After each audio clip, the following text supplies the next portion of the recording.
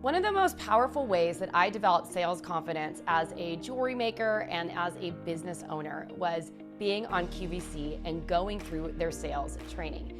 In fact, when I was invited to sell on QVC, I had been in business for almost 9 years, and I thought I knew just about everything about growing a successful business. And in fact, I thought I was pretty good at sales. I was in a lot of stores around the world. I was doing all the best trade shows. I was talking to people all the time, and I loved sales. Well, guess what? I got a little gobsmacked when I went into the sales training for QVC, and there were so many things that I learned about becoming a better salesperson by what I had to learn to sell on TV, that today I'm bringing a very special guest on to help you dial in some of those practices for yourself. Hey there, I'm Tracy Matthews. I'm the Chief Visionary Officer of Flourish and Thrive Academy and the host of the Thrive by Design podcast. I also wrote a book called The Desired Brand Effect, and I am on a mission to help as many jewelry makers and designers as possible grow 6- and 7-figure jewelry empires using my methodology called The Desired Brand Effect. And today on the show, I have Lisa Elizondo. She is the head coach of our Momentum program and many of our other programs over here at Flourish and Thrive. And she is a live selling expert. She has been on HSN and QVC hundreds and hundreds of times with her own jewelry brand.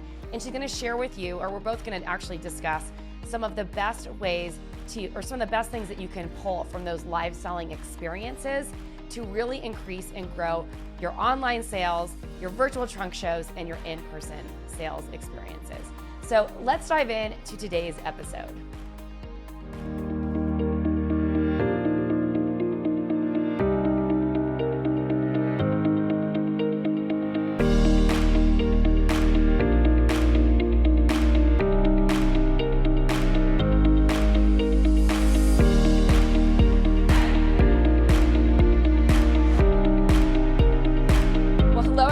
Welcome to the Thrive by Design podcast. I'm here today with our head of programs and coaching, Lisa Elizondo. Lisa, welcome.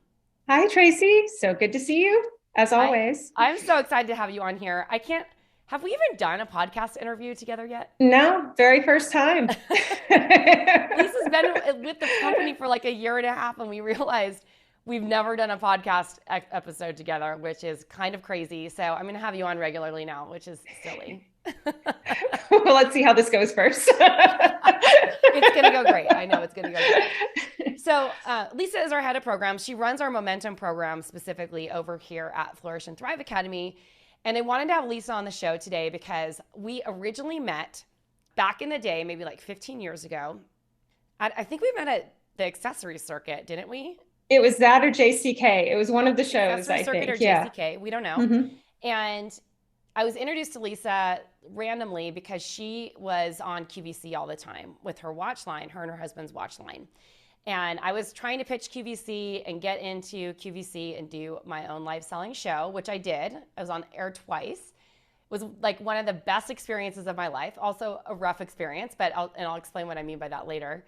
And this started like a great friendship between Lisa and I, and Lisa went and had kids and kind of stepped back from the industry and reached out to me maybe like 2 years ago, year and a half ago, and was like, hey, I've been seeing what you're doing and I'm thinking about getting back to working. Like, hey, what's going on over at Flourish and Thrive? And so it was just the right timing. And now we're working together and it's been amazing. Yes. So that's my backstory of our relationship. Why don't you just share with people a little bit more about your experience in the jewelry industry and where you come from? Well, my husband and I had a jewelry and watch company. He is still with the company now. And I, just like Tracy said, had taken a step back to be a mom for a few years. So our experience was... You guys sold the company, right? Yes, okay. We sold. So he's working with the new company and I took a step back then. But our company, we sold to department stores and catalogs and small specialty stores, but the majority of our business was home shopping and mostly on QVC. We did expand to global QVC, QVC Germany, UK, and also now HSN. So the majority of my job in the company was really merchandising, working with the buyers, working with the hosts, going on air. My husband did go on most of the time, but I was the second guest. So I was on air and I went through the whole training and experience. But I got to see the full picture while doing it too, because sometimes I would, if he was on air, I could sit in the back room, the green room. Tracy, I'm sure you remember this. Yes. They had old school computer monitors there. You could see the call volume. You could see what people were calling in about. It was just it was very exciting to be involved in that type of retail. So that was really where my focus was working with the TV home shopping side of retail when it came to merchandising, on-air selling, everything, all of it. And, we did that. I was involved in the company for, I think, 16, 17 years. And, I learned a lot in the process. It's very different than other retail. As you know, Tracy, it's just very different from the rest of the retail world. Yeah, it was so fun. Everyone was like, you got to get on QVC. You could sell out in an hour. My stuff did not sell out in an hour. It was not the right product for QVC. In fact, my time on QVC was one of the biggest learning lessons, but also one of the things that actually started to spiral and move my first company into bankruptcy, which that's a story for another time. I've done a lot of podcast episodes about, my fall from the 2008 crisis, kind of wiping out the company and all that stuff. But what I do know is that some of the things that I learned on QVC helped me become a better salesperson in person, also helped me understand who I was actually selling to and how to talk to those people in a very different way. And so that's what we're really here to talk about right now, is how to use basically lessons from selling live on air in places like QVC and HSN, and how you can bring that into your own live selling experience. So Lisa, why don't we just kind of talk a little bit more about what is live selling? How would you describe live selling? Live selling really is no different than if you're standing behind a case in a jewelry shop, or if you're at a market selling your goods, which I know a lot of our members and a lot of the people I work with, that's how they're selling primarily. It's no different. You're just in front of a camera. And so I think the nerves come up and you aren't talking directly to another human in front of you, which also changes the dynamic. But there's really nothing different. It's what you just said. It's all about knowing who you're talking to, which you have to do in those other situations too, yep. What they want to hear, what they'll respond to, and doing it from your position of being an expert on your product and building trust and authenticity. It's all the same things that go into regular selling. It's just being recorded. It's the only thing that's different. That we get so nervous when a camera flips on? It's, I don't even know how to really describe it, but it's nerve-wracking. It's nerve-wracking that you can't go baback and change something. That was always the most nerve-wracking thing to me about live TV. If I say something stupid, it's there. I can't go back and edit it and change it. So that's nerve-wracking. I think we get too in our head, and it was oh, don't say something stupid. Don't say, instead of just being a little more relaxed. Also, to me, and I hear this from a lot of people I work with, it's hard to watch ourselves. So that feeling of, and Tracy, I know you're on camera a lot, now. And I think, when that happens, the more you do it, the more comfortable you get. But when you do start, the most terrifying thing is watching yourself on replay, because we pick ourselves apart. Just, just oh, why did I do that? I didn't know my face does that. Why am I looking like that? It's just, and it's that's human nature, I guess. Yeah, exactly. But yeah, so those are the two biggies that, and that's why it's always about going back to that place. Just put yourself, I'm just talking to I'm just in a conversation. Yeah. This is nothing more than just being in a conversation. And you're always your most harshest critic.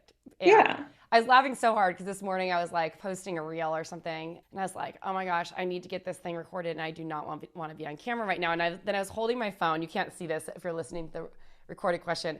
And I looked down and I was like, my neck! Terrible. I got a double chin. You can see all the wrinkles on my neck.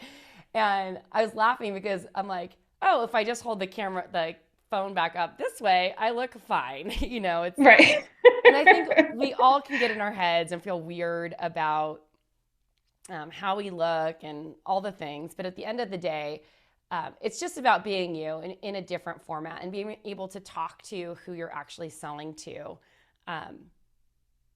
through a camera, right? Because in this day and age, I think more than anything now with this Reels culture, TikTok culture, live selling, virtual trunk shows, and streaming your events and stuff like that, you have to get more comfortable doing these things and being able to do this live selling aspect over social media or on your website or whatever it is.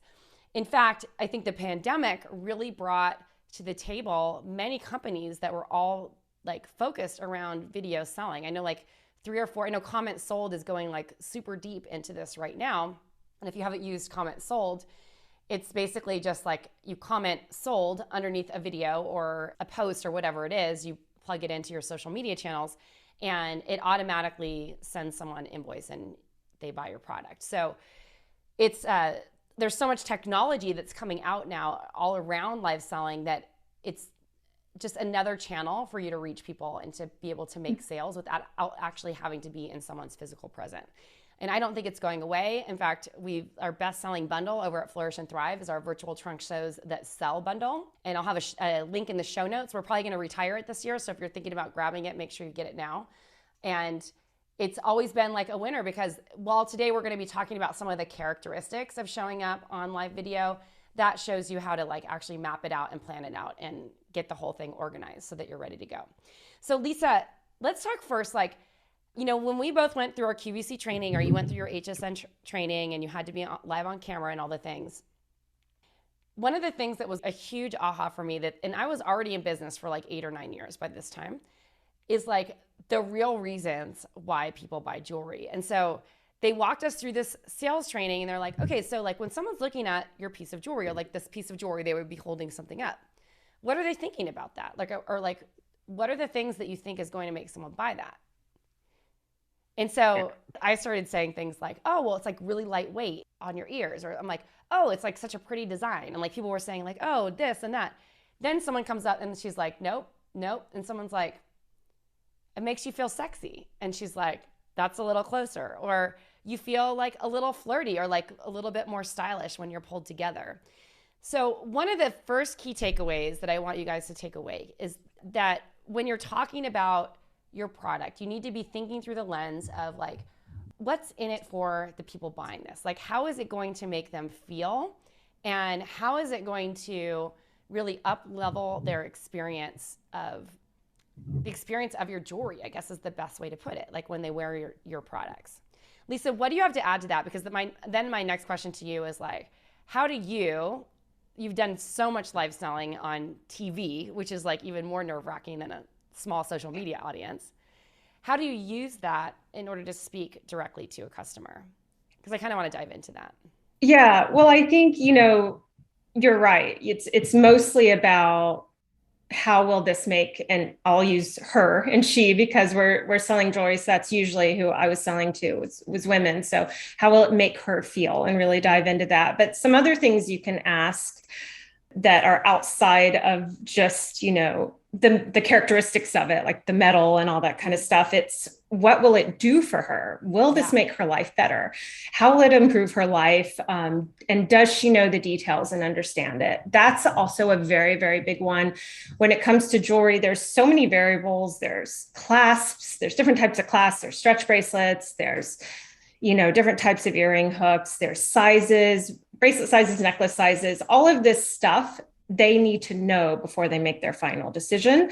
And so it's really important to dig into how it will improve their lives and how it will feel. But at the same time, you also have to be giving them the information that goes, yes, it's a stretch bracelet.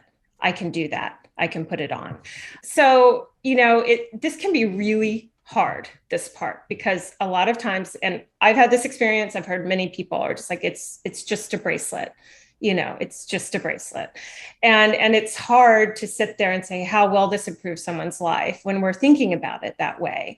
And when I get to that point, I just go back to what makes me buy. You know, I'm definitely, you know, I love to study how people buy, what makes them buy. And most of that comes from what works on me, what gets me to click, you know, yes, pay, buy now. And if you become more aware of how you make your decisions, it really helps when you get to this part of trying to figure out how your person will connect. So, you know, just like you were saying, how will it make her? Yeah. How it will make you feel, sexy is a great one. Will it make her feel proud and special if she gets compliments on it? Those are examples of how something will make someone feel. How it will improve her life. If she has confidence wearing it, if she feels sexy wearing it, she'll feel better that day. That's an improvement. And, what will it do for her when it comes to jewelry? These are just examples, but, it can save her time if, these 3 bracelets, she doesn't have to worry about figuring out what to stack. She just throws them on and walks out the door. So you really do have to dig into it. It can be really difficult, but just always go back to what you respond to. If you do sell live to people, like at shows or stores, that's all research that you can use. Like, oh, okay, I remember I was selling it this one time and these are the questions. This is what this woman wanted to know. And then you have that for your presentation. So just be hyper aware of how you shop. And if you have experience selling directly to people, how they shop. It's invaluable when you get to this part. It's interesting too, because we were talking earlier about like how we feel weird on camera, but everyone's got their own things about like what they like about themselves and what they dislike. And I remember a long time ago when I had Maya Brenner on the podcast, she was one of the first people to kind of create longer length necklaces, like layered necklaces, because she was like 9 months pregnant. She didn't like the way she looked. She felt like she was totally fat, and her 16-inch necklaces just looked terrible on her neck. So she hung something on a chain, and people were like, oh my gosh, I love that. And it's interesting to think through the lens of who this customer is, like what are some of the things that they like or dislike about themselves, and how can the jewelry enhance that as well? And obviously you're not going to say like, oh, well, this is for people who have a big fat neck or something like that. But I think like, if you're someone who likes to wear things longer, or you like things like going down more into your décolletage, or you feel like you get claustrophobic with things around your neck, because some people do, right? This is like a great piece that, you can adjust it and wear it at multiple lengths or something like that. Yeah. There's always a story there. There's always a why. There's always something, even if it's not noticeable right away. And it doesn't always come easy, this part. It really doesn't. It takes some work. When you're doing live selling, do you recommend that people kind of really clearly identify their avatar or who they're selling to? Yes, definitely. I mean, that's number one for any type of selling. Tracy, you and I talk about that all the time with the people we work with. That really is the number one foundation of any type of selling. You need to know who you're talking to and what they want to hear, and what they're doing. What does their life look like? And how are you going to speak to that? And so for me, what I ended up doing, because when you're doing something for TV home shopping, it's somewhat surreal, because you're just going into a room, and yes, you might be in, millions of TVs across the country, but you walk into this room and it's literally just the host and you, and there's no camera operator. It's all done somewhere else. So you're just kind of all alone in this room. Yeah, it's so weird. And just like when you're going to be setting this up to do on an Instagram or comment sold, however you're doing it, you don't have anyone directly to talk to. And that was very strange to me. And that was probably my biggest hurdle. And so for me, I would have a picture of my avatar in my head. I'd figure it out before. Like, this is who I'm talking to, this person right there. And so when I'm staring at the host, or I'm staring at the camera, or whoever I'm pointing to, I can just imagine for myself, and it sounds a little corny, but it did work for me. Okay, I'm talking to Susie, and this is who Susie is, and this is what Susie looks like. And just like if you've done any customer work to try to find your dream client, you get into the nitty gritty. What is she like? Maybe she's confident and stylish. Maybe, she's into wellness, self-care. She is social on Instagram, always looking for ways to grow and become her best self. You kind of dig into what is their life like? She's a mom, she's working, whatever it is. And you're going to do the same thing here. If you're doing it at home and just to your camera screen, I would even suggest, this is corny, I know, and some people might make fun of it, but I would suggest even finding a picture online of someone who looks like your customer, cutting it out and literally just taping it next to your camera. And if that helps you, remember who you're talking to the whole time. And then, once you can get past that, just you're at a dinner party and you're talking to an acquaintance and you're explaining to them, just like anyone, if you were at a dinner and somebody said, oh, what do you do? Or saw one of your pieces, oh, what is that? That's the kind of rapport that you're supposed to have when you're selling. There's two things that I want to mention here. One is storytelling, which I'm going to get back to in a minute. But the other one is like how you're having the conversation. Because I think one thing that people really need to remember when they're live selling is that on video, you have to bring it like 110%. And you wouldn't be like, oh my gosh, like in like real life. But for some reason, just animating yourself and your expressions just that little bit more when you're on video. Jason laughs at me all the time. He's like, you're always yelling at your computer. But I learned a long time ago when I started doing video that you have to animate yourself in order for it, just like the normal version of you, to actually come across. And so what I would say is like bring the energy 110% when you're doing live selling. The other thing that I want to mention here is the power of storytelling. So we've talked a lot about avatar. We've talked a lot about like what are some of the reasons that people are going to buy in a live selling event, and like how do you create those conversations in this virtual format, right? So the other thing that I want to mention is that people really connect through stories. So as you're planning out your live selling event, whether it's a virtual trunk show or you're going to like literally have a camera streaming and you're just going to be there conversing with someone and talking about the different pieces and sharing the item numbers and, someone zooming in and out, a more professional setup. Either way, I want you to document or think through like maybe 5 or 6 stories of different customers or potential stories, hypothetical stories that you can share about your avatar. And here's what I mean by this. It's like whenever I'm selling something in a conversation with someone else, like I always think like, how can I relate this back to the person, or how can I find a connection with a story that would matter to them? So I might, like if I'm selling an engagement ring on the phone and we're doing like a video conference, because that's technically like live selling, or even if I was doing this in a digital aspect, I'd be like, oh, okay, this is like a millennial customer, and I've helped other millennials too. Like, what is a story from a previous customer that they'll find a relation to? So let's say I was talking to someone who wanted an alternative bridal ring. I'd be like, oh yeah, my customers Kelly and Tyler in San Francisco, when I worked with them a while ago, one of the things that they were really thinking through is like, how can I design a ring that work with my more active lifestyle, because they like hiking and doing all these things, but also get that delicate aspect. And then I'm like, and then I go into the story of like how my rings are designed in a way that, worked for more active lifestyles.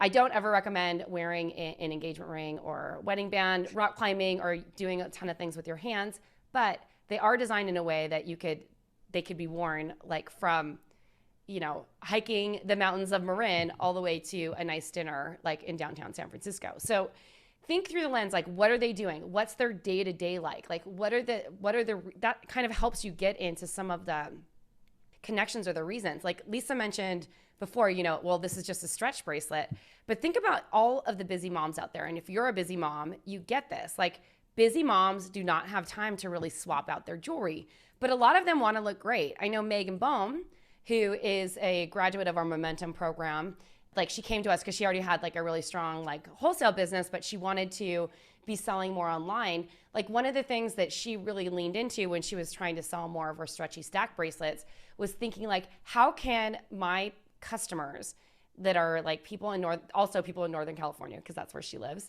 think through like how they're going to wear these bracelets from day to evening. Because like her whole thing was that she wants like people who are into yoga, who are into their kids, who are also into their career. She wants them to be able to wear the same thing from day to evening and maybe just add a few pieces without having to completely swap out her entire jewelry collection. So that's just one example of how you can use storytelling in your selling to appeal to the people who might be watching, who might resonate with one of those stories. And so document, like think of your avatar and think of all the different scenarios about how your jewelry is going to make their life simpler, easier, how you might get into a place where like this is a day to evening look, or if it's not, like this is only like a special occasion piece, also talk about that, like, because those things are important. It's not just about versatility, it's about all the things. Lisa, what else would you add to that?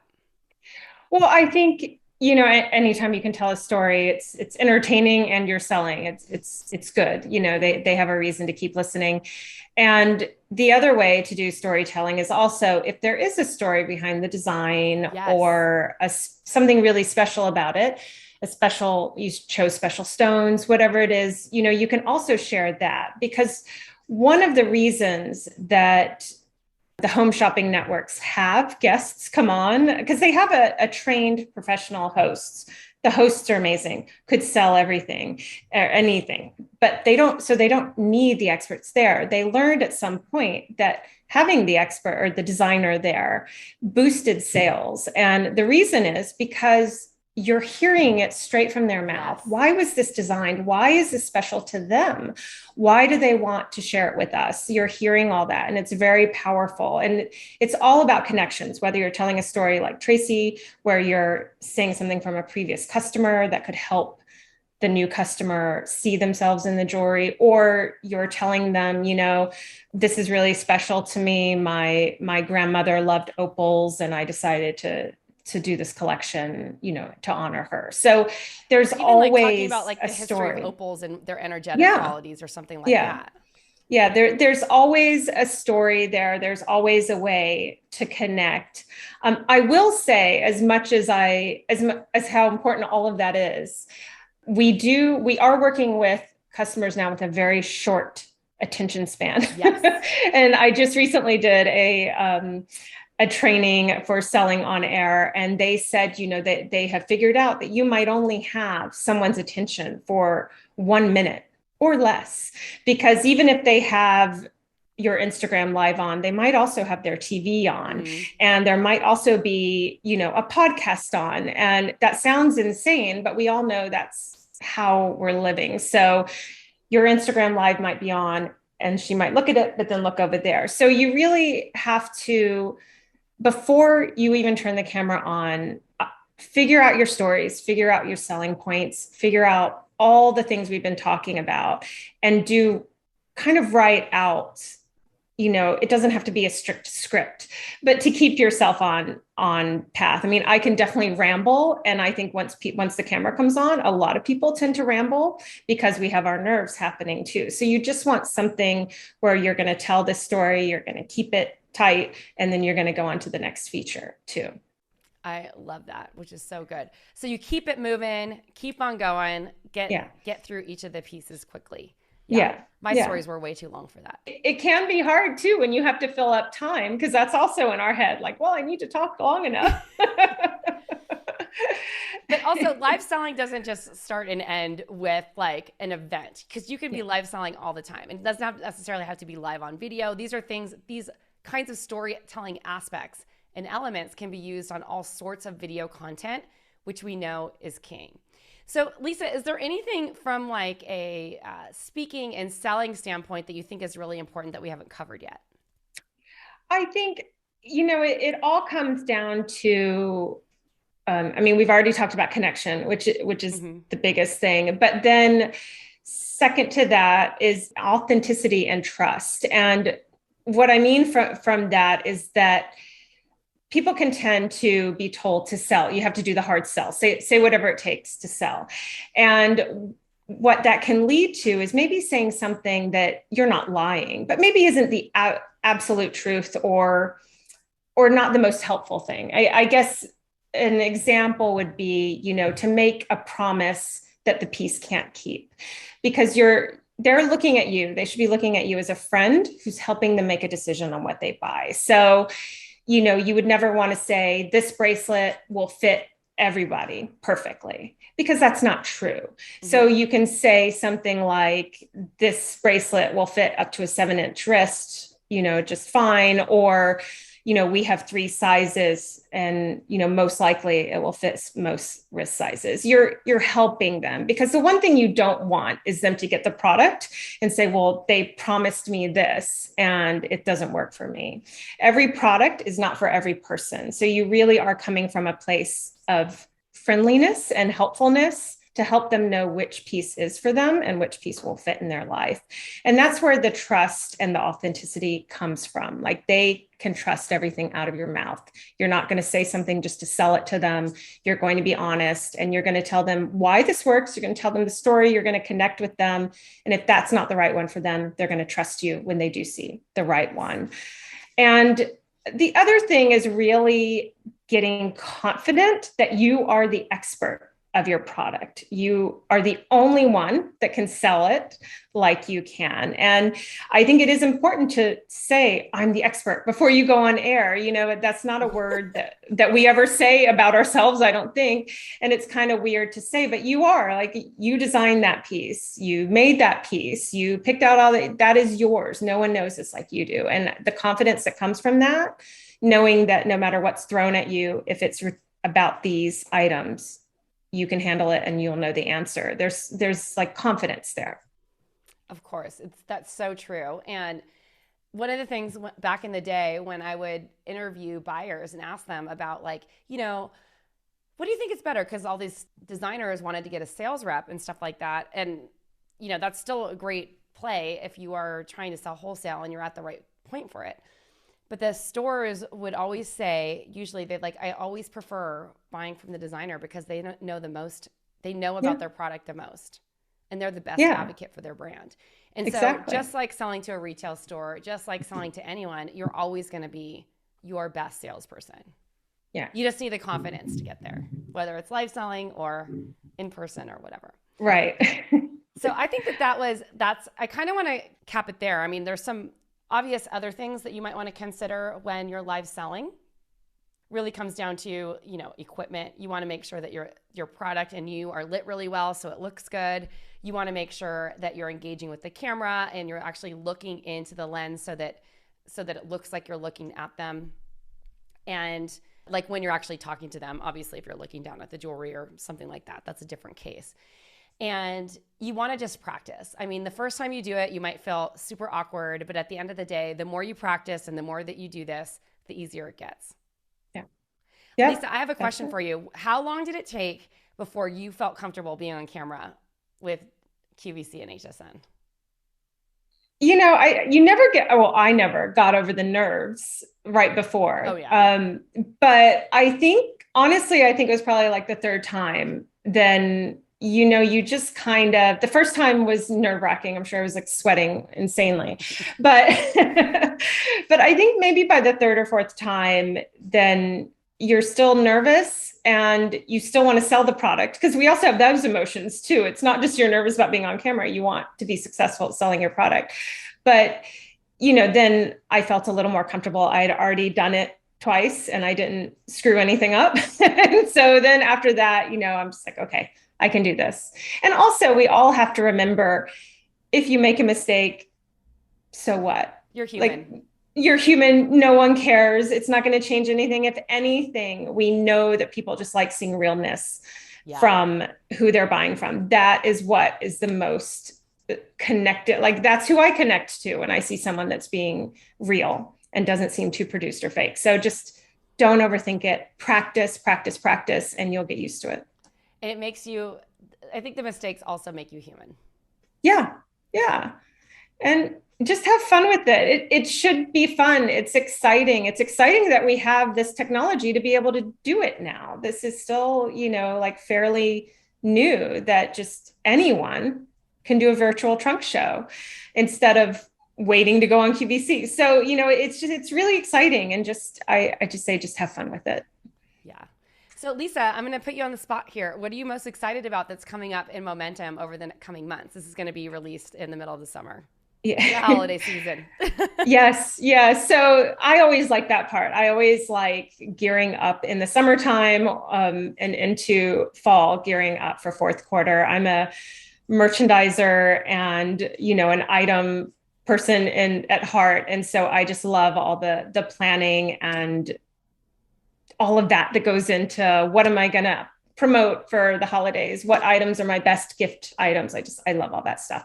So that's probably what I'm looking forward to the most. Which is awesome. I'm so excited. Yeah. I'm really excited to help get people prepped and prepared in Momentum.